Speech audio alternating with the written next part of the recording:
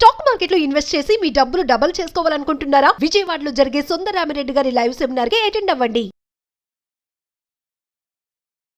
నమస్తే అలగిరి రవీంద్రనాథ్ గారు. నమస్తే అండి ఉష గారు. సైఫ్ అలీ ఖాన్ పైన జరిగిన దాడి గురించి కనుక మనం మాట్లాడుకుంటే ఆ రోజు నుంచి మొదలు పెడితే ఇప్పటి వరకు చాలా దానికి సంబంధించి న్యూస్ వైరల్ అవుతుందని చెప్పుకోవచ్చండి. ఇవాళ కనుక మనం ఒక అప్డేట్ని చూస్తూ ఉన్నాం. 15,000 కోట్లకు సంబంధించిన ఆస్తి గురించి ఈ తగాదాలు మొదలయ్యాయి అన్న వార్త కూడా మనం వింటున్నాం. దీనికి సంబంధించి ప్రభుత్వం కూడా దీన్ని స్వాధీనం చేసుకునే అవకాశం ఉందన్న వార్త కూడా బయటకు వస్తుంది. దీనికి సంబంధించిన పూర్తి సమాచారం ఏంటి అండ్ దాంతోపాటు ప్రత్యేకించి ఆయన పైన దాడి చేసిన వ్యక్తికి సంబంధించి కనుక చూస్తే పట్టుకున్నప్పటికీ కూడా ఇద్దరు ఫేస్లు మ్యాచ్ అవ్వట్లేదు. ఆ రోజు దాడి చేసిన వ్యక్తి ఒకరైతే ఇవాళ పట్టుకున్న ఇంకొక వ్యక్తి అన్న వార్త కూడా మనం చూసాం. దీనికి సంబంధించి ఈ సంఘటనకు సంబంధించిన పూర్తి వివరాలు ఏంటి? ఇంట్రెస్టింగ్ అప్డేట్ అయితే దీనికి సంబంధించి రావడం జరిగిందండి ఉష గారు. ప్రధానంగా మధ్యప్రదేశ్ భోపాల్ పట్టణంలో టౌన్లో అహ్మదాబాద్ ప్యాలెస్ కి దగ్గరలో ఒక ఫ్లాగ్ స్టాఫ్ హౌస్ అని చెప్పి ఒకటి ఉంది. ఇది ఎప్పటి నుంచో పరిపాలిస్తున్నటువంటి మధ్యప్రదేశ్ భోపాల్ యొక్క నవాబులు. నేను దానికి సంబంధించిన కొన్ని వివరాలు చెప్తాను. ఆ సంఘటనకి అంటే ఈ యొక్క ఆస్తి వివాదానికి సంబంధించి బహుశా రీసెంట్‌గా జరిగినటువంటి ఏదైతే దాడి సంబంధించినటువంటి ఇన్ఫర్మేషన్‌కి ఒక లింక్ ఉండొచ్చని చెప్పి కూడా పోలీసులు ఇన్వెస్టిగేషన్ చేసే పనిలో కూడా ఉన్నారు. అంటే ప్రధానంగా ఈ ఫ్లాగ్ స్టాఫ్ హౌస్ ఏంటి? దీనికి సంబంధించిన వివరాలు నేను మీతో పంచుకునే ప్రయత్నం చేస్తాను. రీసెంట్‌గా మధ్యప్రదేశ్ ప్రభుత్వం ఒక యాక్ట్ తీసుకొచ్చారు. At the same time Madhya Pradesh యొక్క డివిజన్ బెంచ్ హైకోర్టు కూడా ఒక తీర్పు ఇచ్చారు. 15,000 కోట్ల రూపాయలు అక్షరాల 15,000 కోట్ల రూపాయల ఆస్తికి సంబంధించి, అది కూడా సైఫ్ అలీ ఖాన్ యొక్క వారసులు సైఫ్ అలీ ఖాన్ గారికి సంబంధించి ఒక ప్రాపర్టీ ఇష్యూ మీద ఒక తీవ్రమైనటువంటి ఒక తీర్పు అయితే వచ్చింది. దానికి సంబంధించి వీళ్ళ రియాక్ట్ ఎలా ఉంది, దానికి సంబంధించిన వివరాలు నేను మీతో చెప్పే ప్రయత్నం చేస్తాను. యాక్చువల్గా 2011లో భోపాల్ నవాబుగా అప్పట్లో ఉన్నటువంటి మన సైఫ్ అలీ ఖాన్ గారు ఒకటి తీసుకెళ్ళి భోపాల్ నవాబుగా కూడా ఒక ఉత్సవం కూడా చేశారు. అంటే ఆ సంప్రదాయవాదందరూ కూడా తలపాగా చుట్టే ఒక ఉత్సవం కూడా 2011లో జరిగింది భోపాల్ నవాబ్గా. అంటే ఇప్పటివరకు అందరికీ తెలిసి ఈయనకు ఆల్రెడీ హర్యానా దగ్గర ఉన్నటువంటి గోర్గావ్ దగ్గర ఒక ప్యాలెస్ ఉందని అందరికీ తెలుసు. అది కాకుండా భోపాల్లో కూడా ఒక పెద్ద ప్యాలెస్ ఉంది. ఆ ప్యాలెస్ అక్షరాల దాని విలువ 15,000 కోట్ల రూపాయలు అని చెప్పి వార్తలు అయితే వస్తున్నాయి. ఈ ప్రాపర్టీ వీళ్ళ యొక్క పూర్వీకుల నుంచి వస్తున్నటువంటి ప్రాపర్టీ ఎవరికి? సైఫ్ అలీ ఖాన్ గారికి. నవాబ్ అలీ ఖాన్ అని చెప్పి ఆయనకి ఇద్దరు అమ్మాయిలు అయితే ఆ నవాబ్ అలీ ఖాన్ తాలూకా అమ్మాయి అబీదా అంటారు. ఆ అబీదా అమ్మాయి రీసెంట్గా 2015లో ఇండియా నుంచి ఆమె పాకిస్తాన్ వెళ్ళిపోయింది. సో ఇక్కడ మన ఇండియన్ చట్టాలు ఏం చెప్తున్నాయంటే 1968లో ఒక యాక్ట్ తీసుకొచ్చారు. 1968 ఎనిమీ యాక్ట్ అంటారు. ఆ యాక్ట్ ప్రకారం భారతదేశాన్ని విడిచిపెట్టి వేరే దేశాలకు వెళ్ళిపోతే, అంటే పాకిస్తాన్ దేశానికి వెళ్ళిపోతే విభజన తర్వాత, అంటే ఇండియన్ స్టేట్ డివైడ్ అయిన తర్వాత, అంటే ఇండియన్ భారతదేశం విడిపోయిన తర్వాత పాకిస్తాన్కి వెళ్ళిపోతే వాళ్ళ ప్రాపర్టీస్ ఇక్కడ ఏవైతే ఉన్నాయో అవన్నీ కూడా ప్రభుత్వం జప్తు చేసుకునే అధికారం ఉండేటట్టుగా 1968 ఎనిమీ యాక్ట్ అని అంటారనమాట.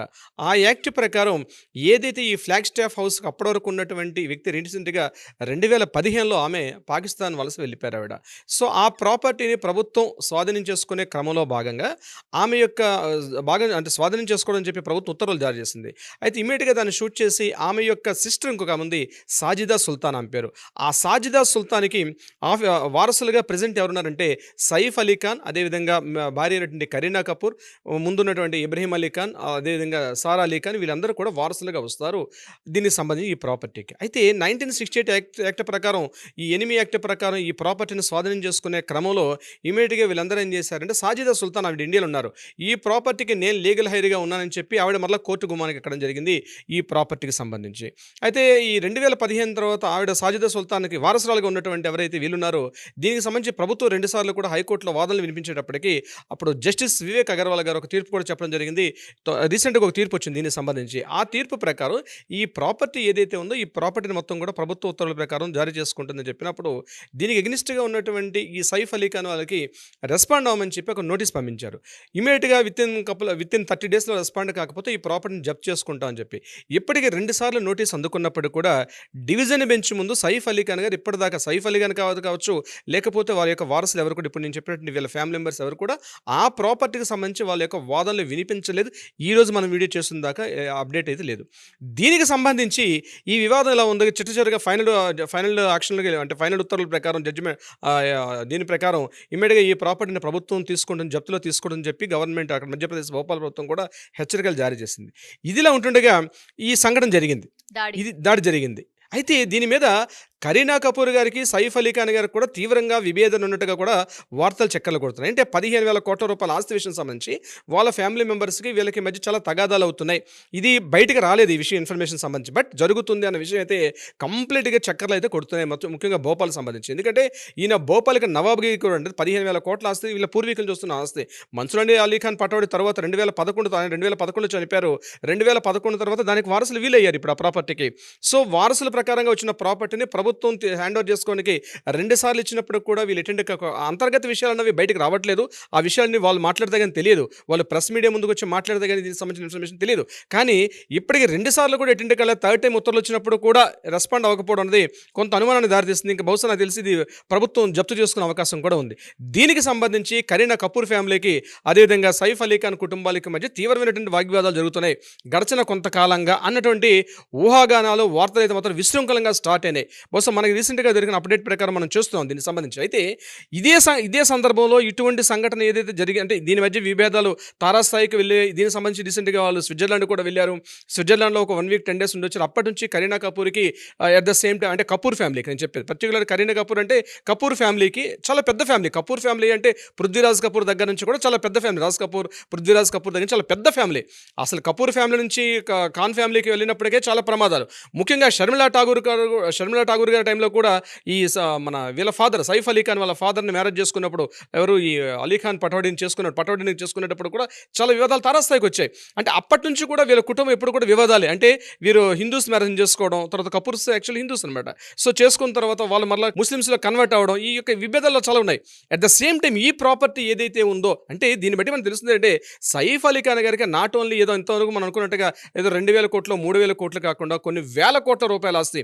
ఇదే 15,000 కోట్ల ఆస్తి అయితే అక్కడ మన హర్యానాలో ఉన్నటువంటి ఆ ప్యాలెస్ కూడా అది కొన్ని వేల కోట్ల రూపాయల ఆస్తి. ఇన్ని ప్రాపర్టీస్ ఇష్యూస్ మీద చాలా దారుణంగా జరుగుతున్నాయి. దీని మీద సరైన వారసులు ఎవరు? మరొకటి ఏంటంటే as per the Muslim community rule ప్రకారం అంటే వాళ్ళకు పటౌడీ రూల్ ప్రకారం ఓన్లీ అమ్మాయిలకు ఆస్తి యొక్క రాదు. ఎవరైతే అబ్బాయి ఉంటారో అబ్బాయికి మాత్రం వస్తుంది. ఇప్పుడు ఈ రకంగా మనం మాట్లాడుకుంటే సైఫ్ అలీ ఖాన్ తర్వాత ఇమీడియట్గా అక్కడ వారసుడు ఎవరంటే ఇబ్రహీం అలీ ఖానే వారసులు వస్తారు. ఆ అమ్మాయి సారా అలీ ఖాన్ కానీ వీళ్ళెవరు కూడా వారసులు రారు. మనకి విషయం తెలుసు. సారా అలీ ఖాన్ గారు కూడా చాలా సందర్భాల్లో ఆవిడ ఒబేసిటీ సమస్యను చాలా ఫేస్ చేశారు. సినిమా ఇండస్ట్రీ రాకపోతే చాలా రకరకాలుగా మరలా ఆవిడ సినిమా ఇండస్ట్రీకి రావడం జరిగింది. అంటే విభేదాలు తారాస్థాయిగా ఉన్నాయి. ఈ వేల కోట్ల రూపాయల ఆస్తికి సంబంధించి విభేదాలు చాలా తారాస్థాయిగా ఉన్నాయి. అటువంటి సమయంలో ఈ సంఘటన జరిగింది. ఇది కంప్లీట్గా పెద్ద వైరల్ అయింది. ప్రతి ఒక్కరు మాట్లాడుకుంటున్నారు. ఇటువంటి సందర్భంలో ముంబై పోలీసుల మీద తీవ్ర ఒత్తిడి గురైంది. దట్ ఇంకోటి ఏంటంటే దీనికి ఈ ఎంక్వైరీకి సంబంధించి పోలీస్ ఇంటరాగేషన్ సంబంధించి దయానాయక్ గారు రీసెంట్గా రాను. దయానాయక్ అంటే it's one of the familiar person in ఇండియాలో. అంటే ముఖ్యంగా ఇన్వెస్టిగేషన్ చేయాలన్నా ఎంక్వైరీ చేయాలంటే దయానాయక్ గారు అంటేనే చాలా ఫేమస్ పర్సన్. అతని ఆధ్వర్యంలో ఈ యొక్క ఇష్యూస్ జరగడం దీనికి సంబంధించి ఎంక్వైరీ జరిగిన తర్వాత దయానాయక్ గారు సుమారుగా 70 బృందాలు ఏర్పాటు చేసి మొత్తం ఎంటైర్ ముంబై మహానగరాన్ని థానే డిస్ట్రిక్ట్ని జల్లెడ పట్టిన తర్వాత ముగ్గురిని పట్టుకున్నారు. ఆ ముగ్గురిని పట్టుకున్నప్పుడు కూడా మొదటి వ్యక్తిని పట్టుకుంటే ఆ మొదటి వ్యక్తి కాదు, ఆయన ఒక 5 గంటల పాటు విచారించారు, ఇతను కాదని చెప్పి మళ్ళీ పంపించారు. సెకండ్ పర్సన్ ఎక్కడో మార్కెట్ యార్డ్ వర్లీ దగ్గర మార్కెట్ యార్డ్లో ఒక ఇయర్ ఫోన్స్ ఒక ఆయన పర్చేజ్ చేస్తుంటే అతన్ని వెళ్ళి పట్టుకొని అతన్ని ఇంటరాగేట్ చేస్తారు. తర్వాత అతను కూడా కాదన్నారు. చివరిగా మూడోసారి మహమ్మద్ ఇష్రఫ్ అహ్మద్ అని చెప్పి ఇతన్ని పట్టుకున్నారు.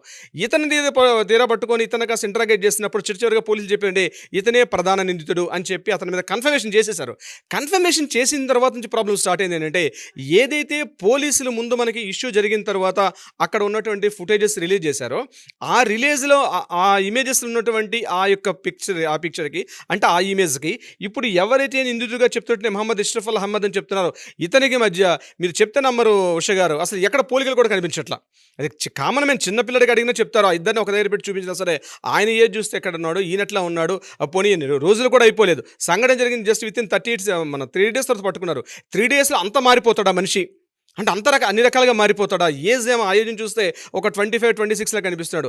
ఇక్కడ పట్టుకొని ఎవరైతే పట్టుకున్నాడో ఆయన చూపిస్తుంటే ఆయన ఏజ్ డిఫరెన్స్ వస్తుంది. తర్వాత ఆయన చెప్పినటువంటి ఏదైతే క్రైమ్ సీన్ యాక్షన్కి వెళ్ళి చూసేసరికల్లా ఆయన అక్కడ కొన్ని అనుమానాస్పదంగా చెప్తున్నాడు. లేదు ఇక్కడ టచ్ చేశాను అంటాడు, అక్కడ టచ్ చేశాను చెప్తున్నాడు. సో ఇది కూడా కొంత కాంట్రవర్షియల్ అవుతుంది. అంటే ముంబై పోలీసుల ఒత్తిడి మేరకు బహుశా ఎవరినో అనామకుని తీసుకొచ్చి పెట్టారా? ఇది పోలీస్ ఇంటరాగేషన్లో రేపు కోర్టు యొక్క ఫైల్స్ కన్ఫర్మేషన్ వస్తుంది. బట్ ఈలోగా చేయాల్సినటువంటి డ్యామేజే జరిగిపోతుంది. సైఫ్ అలీ ఖాన్ గారు నేను రీసెంట్గా హాస్పిటల్ డిశ్చార్జ్ అయ్యి నేను హాస్పిటల్ నుంచి ఇంటికి వచ్చారు. ఆయన ఈరోజు మీడియా ముందుకి ప్రెస్ ముందుకు వచ్చి ఈ యొక్క వివాదాలకి తెరమరుగేటట్టుగా ఆయన ఏదైనా వ్యాఖ్యలు చేసిన స్టేట్మెంట్ ఇస్తే తప్ప, ఈవెన్ దో కరీనా కపూర్ గారు కూడా ఏదో ఒక ర్యాండమ్గా ఒక స్టేట్మెంట్ ఇచ్చారు, మా ప్రైవసీ కావాలి, మమ్మల్ని కాస్త దూరంగా పెట్టండి అంటున్నారు తప్పించి ఇన్ని రకాల వివాదాలు వస్తున్న ప్రతి విషయం ప్రతి పాయింట్లో కూడా సైఫ్ అలీ ఖాన్ గారి విషయం మీద రకరకాల వివాదాలు వస్తున్నాయి. అంటే సోషల్ మీడియాకి మరేం పని లేదా? అవును, exactly, that the celebrities, public figures కాబట్టి ఖచ్చితంగా మాట్లాడుకుంటారు. ఈవెన్ కామన్ మెన్ అయినా మాట్లాడుకుంటారు, సెలబ్రిటీ అయినా మాట్లాడుకుంటారు. వన్స్ అది ఇష్యూ అయ్యి పబ్లిక్లోకి వచ్చి ఎఫ్ఐఆర్ నమోదైన తర్వాత ప్రతి ఒక్కరు మాట్లాడుకుంటారు. కానీ ఈరోజు పోలీసులు ఏదైతే చూపిస్తున్నటువంటి ఇమేజ్ ఎక్కడా పోలిక అవ్వట్లేదు. ఇది ఎక్కడికి దారితీస్తుంది, దీనికి పులి స్టాప్ పెడతారా, ఇంకా కామాలు పెట్టుకుంటూ వెళ్ళాలన్నది నెక్స్ట్ వాళ్ళు ఇచ్చినటువంటి స్టేట్మెంట్స్ మీద ఆధారపడి ఉంటుంది. ఉష గారు, సో మీరు అన్నట్టుగానే ఈ 15,000 కోట్ల ఆస్తికి సంబంధించి మొదలైన వివాదంలో ఈ ఇన్సిడెంట్ జరిగిందా, లేదు అంటే ఈ ఇన్సిడెంట్ ఎలా క్రియేట్ అయింది, అసలు ఏ విధంగా ఒక మనిషికి 6 కత్తిపోట్లు అయ్యేంతలాగా రావాల్సి వచ్చిందన్న విషయం పైన వాళ్ళకు ఒక స్టేట్మెంట్ ఇస్తే తప్ప దీనికి సంబంధించిన పూర్తి వివరాలు బయటికి రావు. సో వేచి చూద్దాం. 6 కత్తిపోట్లు అని చెప్పినప్పుడు వెన్నుముకకి తగిలినటువంటి దెబ్బ గాయం కారణంగా ఆయన రెస్ట్ తీసుకుంటూ ఉంటే, నేను ఆయన డిశ్చార్జ్ అయ్యి బయటకు వస్తున్నప్పుడు ఏదైతే సైఫ్ అలీ ఖాన్ గారికి ఇమేజ్ చూస్తుంటే అట్లా ఏం కనిపించట్లేదు. నేను బహిరంగ చెప్తున్నాను, ఆయన అట్లా ఏం కనిపించట్లేదు. మమ్మల్ని ర్యాండమ్గా జస్ట్ చేతికి ఒక బ్లాక్ కలర్ ఒక గ్లోవ్స్ అని పెట్టుకొని జస్ట్ ఒక ఇయర్ నెక్ అంటే ఇయర్ బ్యాక్ సైడ్ వచ్చిన ఒక చిన్న స్ట్రిప్ ఉంది. జస్ట్ ఆయన నడుచుకుంటూ యాస్టేజ్గా వస్తున్నారు. జస్ట్ క్యాజువల్గా వచ్చి అందరినీ విష్ చేసుకుంటూ హాయ్ అని ఏదైతే వైన్స్ ఎక్కడైతే పెట్టారో దానికి సంబంధించిన హ్యాపీగా ఆ చేతుడు మూమెంట్ చేసుకుంటూ అందరినీ హాయ్ బాయ్ చెప్పుకుంటూ వస్తున్నట్టు దృశ్యం చూస్తుంటే పోలీసులు చేస్తున్న హడావిడికి అక్కడ సైఫ్ అలీ ఖాన్ గారి దగ్గర వీడియో ఇమేజ్ కనిపిస్తుంది. దీనికి అట్ ద సేమ్ టైం అక్కడ ఏదైతే వాళ్ళు రిలీజ్ చేశారో ఆ ఇమేజెస్కి అసలు అంతా కూడా అంత కన్ఫ్యూజ్గా ఉంది. ఇష్యూస్ ఏం జరుగుతున్నాయి అన్న విషయం మీద. ఎగ్జాక్ట్లీ. సో దీనికి సంబంధించి క్లారిటీ అనేది రావాల్సిన అవసరం ఉంది. చూద్దాం సార్. థ్యాంక్ యూ రవీంద్రనాథ్ గారు. Thank you so much. Thank you so much Usha గారు.